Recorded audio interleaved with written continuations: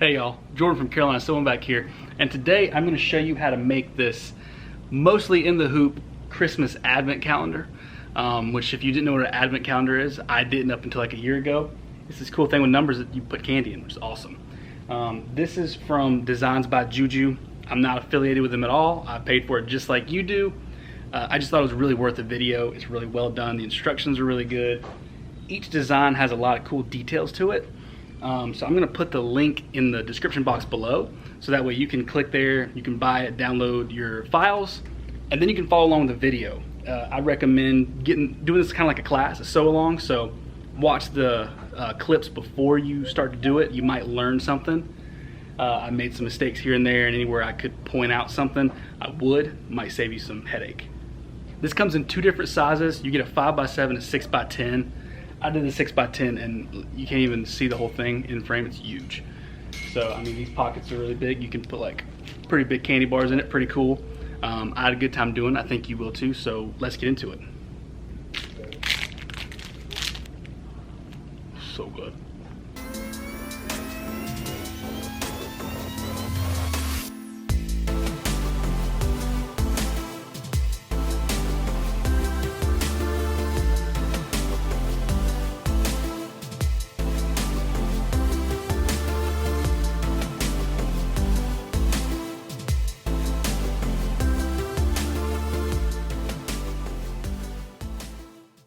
As far as supply list, I try to keep everything very simple. So for my stabilizer, I use no-show fusible on everything. You don't have to use the fusible. You can use the regular no-show on most of it, but there are some cases where you're going to want to use that fusible, and I'll talk about that in a minute. I also tried to cut down thread and reuse the same colors wherever I could. I probably used less than 15 different colors altogether. You are going to use a lot of your main colors, so mine would be like the white and red. I think I emptied out a spool of each of those for sure, because there's a lot of the white and red. Material wise, again, I try to reuse where I could, so I used a lot of the basic just Kona white in here, and then I had the red, my border material, and then this blue for my tile seam. Other than that, with the appliques, I just tried to use scraps. If you have scrap in, might want to dip into that for that part. Inside the pockets is fusible fleece, but everywhere else is just regular batting. I use just the Warm and Natural, and I would just cut a big sheet of it and section it off. I didn't worry about pre-cuts or anything like that. Needle choice, I would just use like an 80-12 Microtex across the board, or like a Sharps. Most of it you can get away with doing like an 80-12 universal, but there are some parts of this that are really thick, and that 80-12 Microtex, Sharps, whatever, was very necessary. Make sure you got plenty of bobbins loaded up, because you're going to go through a lot. I lost count after probably 10 bobbin changes. It's a lot. You are going to need a sewing machine to finish everything off and to piece it all together. So if you got a combination, that's cool. If you have just a dedicated sewing machine, you're going to want to go ahead and get that out, because you're going to have to put these tile seams together so everything matches up real nice, and then you're going to have to stitch in the ditch to finish it off, and then you're going to have to rely on some hand sewing skills for the binding. I thought zero meant 0 calories. So the first step you have to do, you kind of divide this whole project up into a few segments. The first one is making the pockets for the advent calendar. Then you have the background, the little scenes at the top, and then assembling everything. So the first is making these pockets. There's 12 different hoopings with little pictures and whatever on them, and there's 2 that fit in your hoop. What I got here is a 6x10 hoop. This is the larger option. I believe the other one was just a 5x7, so you got some different hoop sizes to work with. This is fusible no-show mesh. It just calls for a regular no-show mesh, but what I've kind of played around with is if you take this and you hoop it fusible side down, when you go to assemble the pockets, which I'll show you after we embroider it, it actually makes them hold together a lot better, because you're essentially creating a pocket and then using it for applique later on. So the first step for here is hoop your stabilizer. Like I said, no-show mesh fusible side down. The first step is it's going to be a placement for the fusible fleece.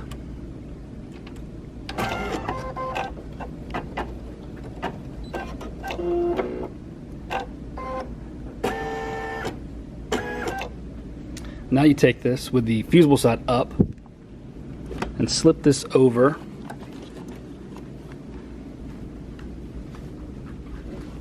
making sure you're getting full coverage, but you know, be conservative because you don't need to have a lot of waste here. So I'm going maybe a ½ an inch over, and I've been pushing it to the side. And if I cut these at like 8 inches or something, I'm able to actually get 2 on left and right per side of this. So it's kind of nice for saving space. And then you can run your stitch.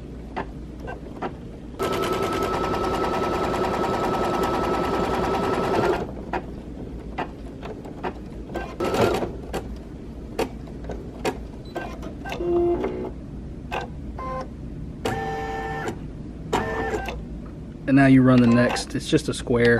This is the placement for your background fabric. Now you bring this and just lay it over top of that placement. I pre-cut my squares for the background at like 5 by 5, and it gives me just enough coverage. Again, you can probably cut it a little bit more. I don't remember what the instructions say, and it might give you a little more peace of mind, but I'm not really worried about it. I've done a bunch of these now, and I don't think it really has that much play on it because you're going to square this up to about a 1/4 inch anyway. So I'm going to go ahead and run that tack down. The next several steps are going to be the actual embroidery part. So this one's like a candy cane. It's just a few different colors. It's going to be pretty quick. So I'm not going to show you that. And I'll skip to the end here once we're to the next step that's not just regular embroidery.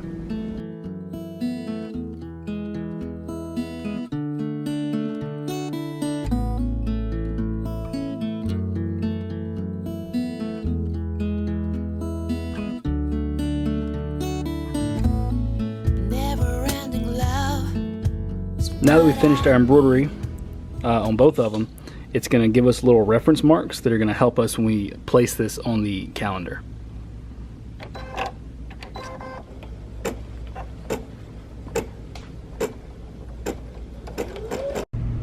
The next stitch we got is just going to come stitch right along here, and it's the placement for your lining material for this pocket.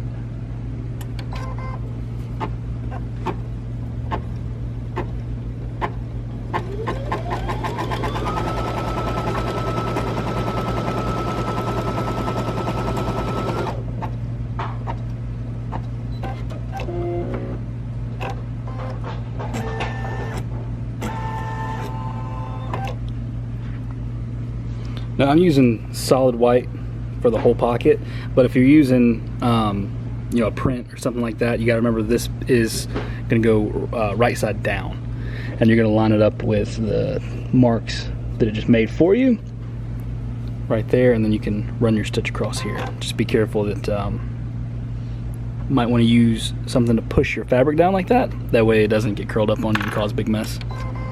You can see that stitch right across there. So now I'm going to do it up here, and then I'm going to unhoop everything and square it up, and I'll show you the next part. So now you're going to be left with these 2 squares once you square them up. I did about like a 1/4 inch, ½ inch all the way around, except here at the seam line at the top. You do want very little because it's actually going to be folded over, and the more you have there on the seam, the thicker it's going to be, and that might not look good or be easy to work with. So what you want to do is flip your lining over to expose the actual top of your embroidery. That seam you want to be at the top, so I kind of use my fingers to twist it and rotate it to get it right there at the top. That way you can't see on the front and the back, and that should put it at the best spot, and also optimize your embroidery, these placement lines, for when this is actually used. It's going to be used kind of like an applique. So once we go to actually put these on the advent calendar, we're going to stitch these down with the built-in, so that's how it's going to connect. It's going to be pretty cool. But I just want to take these, and then I'm going to iron them. And like I said earlier, you can maybe see in the video, this is the shiny side of the fusible no-show. So once I flip this over, it's all going to stick together. It's going to be pretty nice, and it's going to be very clean and easy to work with. These are all the ones I've done so far. So I'm getting pretty close, just a couple more hoopings to go. Pretty cool little stuff. Let me know in the comments if you can guess which one of these is my favorite. The next step is going to be doing the top portion. So there's 4 total of these. I've done 1, 2. I got another one going, and I'm going to show you a little bit on the 4th one. But as you can see, it's like a landscape. So we're going to sew these together like this, and then they're going to bleed together. It's going to look like a really big scene. These are pretty standard in the hoop stuff. It's just one hooping. I'm using no-show mesh. You can use fusible or not, it doesn't matter. If you are using fusible, make sure you put the fusible side up this time. That way if you iron it, you don't, iron to your ironing board. But these are pretty simple. Everything is just a placement, a bunch of embroidery. The bottom 2 have a lot of applique, so you're gonna need a lot of extra scraps of fabric. But I'll show you the first couple steps, that way you can see how it goes, and it's pretty easy. The first couple of things to have ready is your batting and the background you want to use. The first stitch is going to be the placement for your batting. Then you can take your batting and just make sure that you cut it big enough. And after this, it's going to tack it down, and then we're actually going to go and trim the edges of the batting down. Then you can take your hoop out of the machine, get to a flat surface. I always say when you do an applique, don't do it on your lap and don't just balance it on your machine. Get somewhere flat, that way you don't loosen your hoop. Applique scissors, Karen K. Buckley's are my favorites. And we're just gonna treat this just like an applique, so we're just gonna cut the outer edge, all that excess batting, cut it off. The next step is your background fabric. It's not gonna do another placement stitch, so the next square you see on your screen is just gonna tack it down. So we're just gonna lay the background fabric right over top of the batting, and the batting is going to be our placement. So make sure you're covering the batting on all sides, and that's all you need to do. It's going to do a little 2-loop around to tack it all down, just like it's supposed to. There's no need to cut any of this off, because when you're done you're going to square it up anyway. So now the next steps are just a bunch of applique. So like the next one is actually the snow down near the bottom. It looks like a jumbled mess, but really it's just a lot of applique, and it does have a quilted background. So it looks kind of complicated. It's not. It is time consuming because this has 54 thread changes, which you're probably not going to change all of them because most of it is applique, but it is a little over an hour. So these are the 2 top. They're going to connect like that.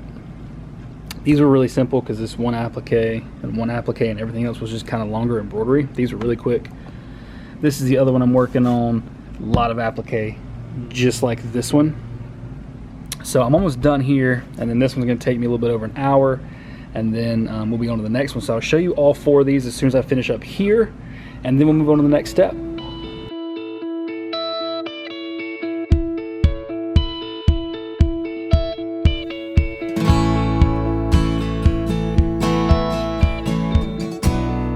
The next thing we're working on is the border that goes underneath the seam we just made, and it uses 2 of these, and there's a larger one in between them. It's pretty simple. It's just like the other stuff we've been doing, but I figured I'd show you. It's a placement stitch for your batting, and then your batting goes down, you trim your batting, and then you lay down the background fabric, and then do the rest of the embroidery, and then you can trim it out to a 1/4 inch, and then that's going to all be sewed together.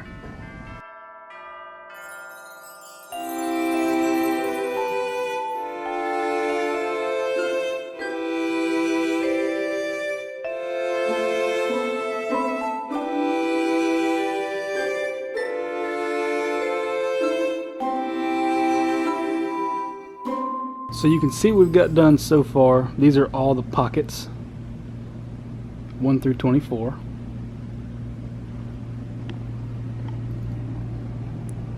And this is what we just finished. So as you can kind of see, this is your tile scene, all 4 pieces of it. The tree will connect, this will connect, the snow is gonna be a landscape, pretty cool. And then this is the little border. All these are not sewed together yet. And the next thing we're going to do is the panels that actually have those pockets attached to them and make them an actual pocket so you can put candy in it. That is the thing we're about to get into next.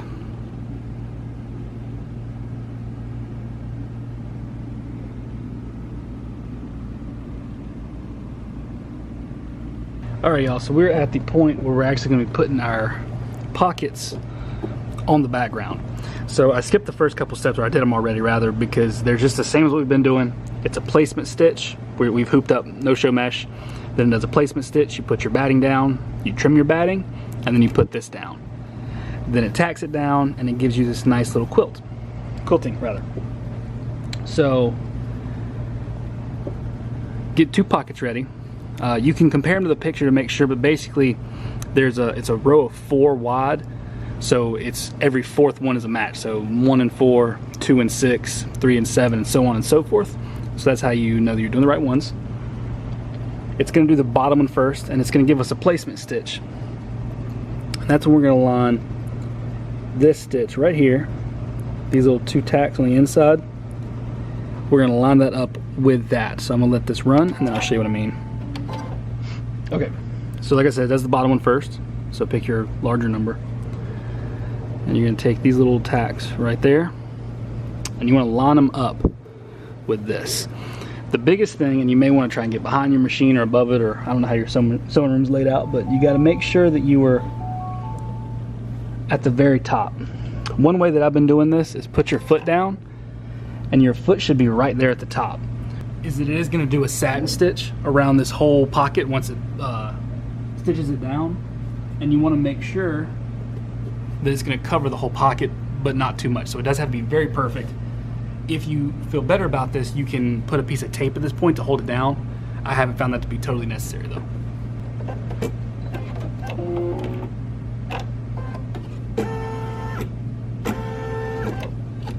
Pop it out so you can take a look at it. But yeah, as you can see, it's like right there. That first stitch and last stitch is right there at the top. So now what you want to do is you're going to trim all this just like an applique, but something to remember is that this applique has a lot of layers. So you have 2 layers of cotton, stabilizer, and fusible fleece in here. So you can either take it a couple layers at a time if you can unstick them enough, but I'm just being very careful and getting really close. I'll pull the camera over here when I do it so you can try and see how I do it. I have gotten a little iffy on some of them, so you definitely got to be careful. All right, I'm gonna try not to block the camera here, but I also want to do a good job. So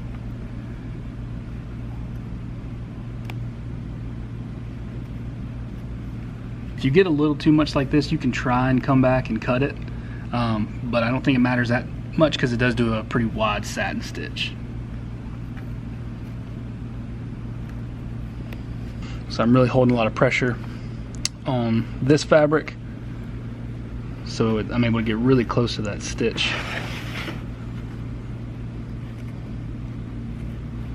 I hate doing long drawn out processes, but this one is very important to how this actually comes out, because if you mess this up and you make it not look good, you kind of wasted your time, and this is a lot of work and you want to do it right. So careful not to cut your background, because when you use these with that little tip, it can be pretty easy to do that. And since we have Huskies, I always have a lint roller handy so I can come here and get all that junk so it doesn't get sewed down. Now it is time for a satin stitch, so make sure you got the colored thread that you want the outside of this to be, and you can let it go.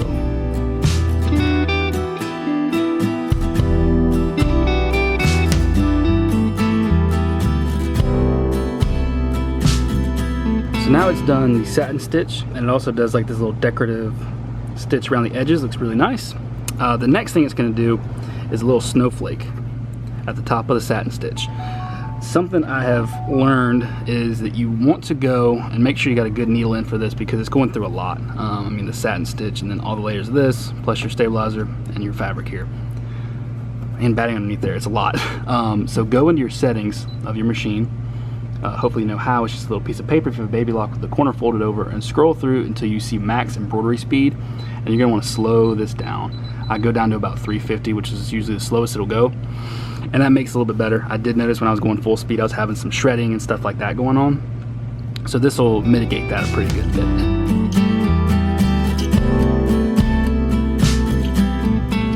And then we are finished. See little snowflakes there, really cool.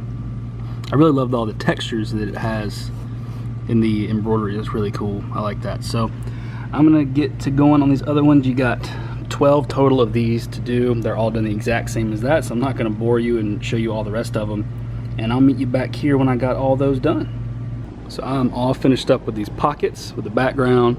Got these. The last thing is just the border that goes around it before we can sew it together. And I'm working on those now.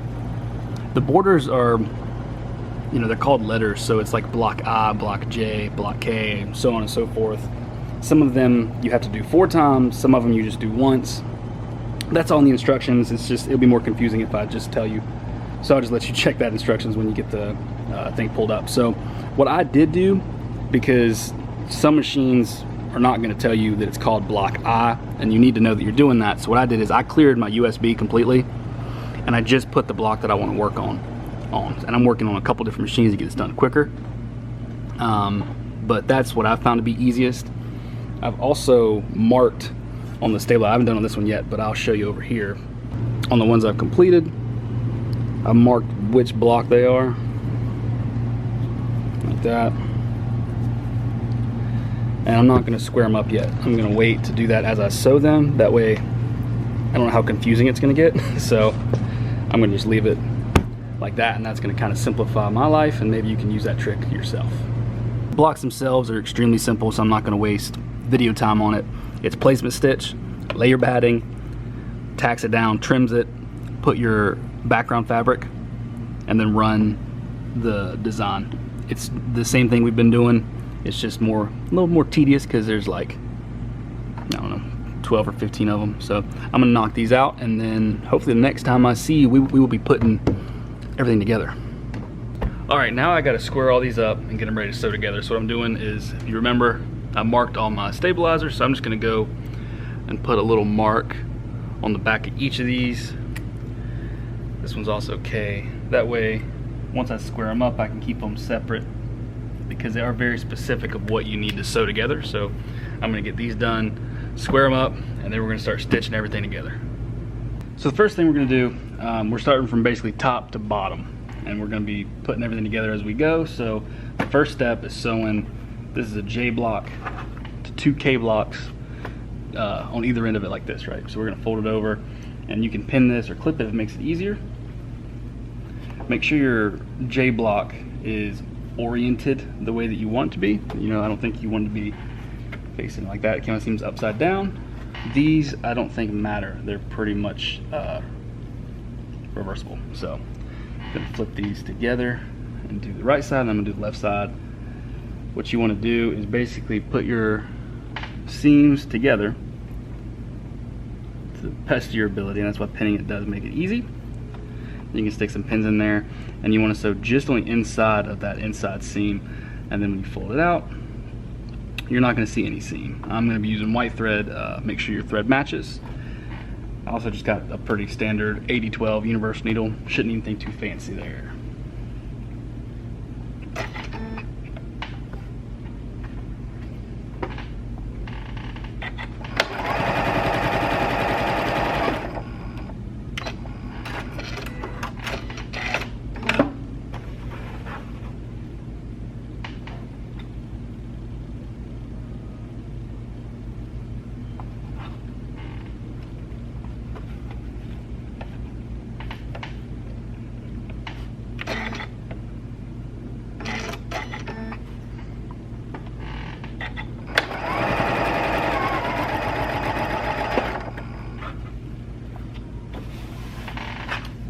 Just like that. You can't even see the thread. You can't see the red. You really can't see your white, and then everything's gonna be nice. All right, now we're gonna be sewing, I think they call this block A, and this is block H. So these are little short ones. Same kind of deal. We're gonna line up our edges, stitch it together, fold it out, and we're gonna do the same for, I guess, B block, which is just the other side of this, and then we're gonna stitch those together. So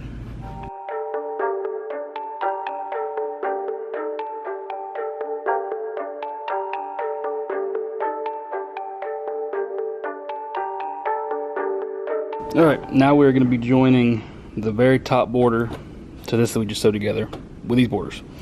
So I went ahead and pressed down these seams with an iron. That way it's going to just stake stuff out of the way. You're going to make sure you get a much better flat seal when you're sewing everything together. Make sure it looks good. I am kind of in the game of pinning now that I'm past just sewing 2 seams together. So take your time here and make sure everything looks good. I'm going to stitch it together and then we will show you what our progress thus far looks like. And there we got it. This is looking really good. I like doing progress like this because it gives you a little confidence and a little hope that all these little pieces are going to come together and look pretty good. So I'm going to keep it rolling. I may not show you every step just because I don't want to get too repetitive, but it's the same situation here. We're just going to keep going top to bottom and connecting piece by piece, and then at some point we'll have a finished product. One tip I'll give you when you're trying to sew like a landscape thing together like this, where it's got to match up down here, or where we're going to be doing this tree where things need to match up, you take a pin and connect the 2 points, stick it through the middle of that point and to the other side of that point, and make sure you're staying on your stitch line so that way everything stays together, and you can stick this in and then you can pin up everything straight. Another thing I want to note is make sure there's a lot of lines and it can be kind of confusing. Your outside stitch line is this top one. That's this one right here. So when you sew, make sure you're just coming on inside that one, because if you come in here, you're going to be too deep and you're going to lose some, which isn't a terrible deal, but you know, you may have to unsew it, or you're going to be a little bit off. So make sure you're stitching along there. We're going to line those points up. Make sure you're careful which way you face your pins as well. That way, you know, I do it like where they're facing me, so when I'm sewing I can pull them out and it doesn't get too complicated. I'm just gonna stick a couple in here since it's a landscape and it needs to be put together properly in a particular way. And don't feel bad if you do have to get the seam ripper out. I already had to do it once, not a big deal. So this is where we're at. I'd say this is about the halfway point. We should be past all like the really challenging stuff. You know, putting these trees and making all that line up, and the Y right there, these borders, it can be pretty tricky. So this, I'd say, was the hardest part. Next, we're gonna be putting the pockets together. So it's gonna be like I've showed you before, like the pockets are gonna be connected there, and then on either side there will be a border. This is border J, and it'll be like that, and then on the very end it'll connect there, and then these will connect here. So I'm gonna get one of those done, and then I'll show you what that looks like, and then I'll be doing that 4 more times or something, and then we'll have the bottom, which the bottom border is this same thing. This is J in the middle, K's on the end.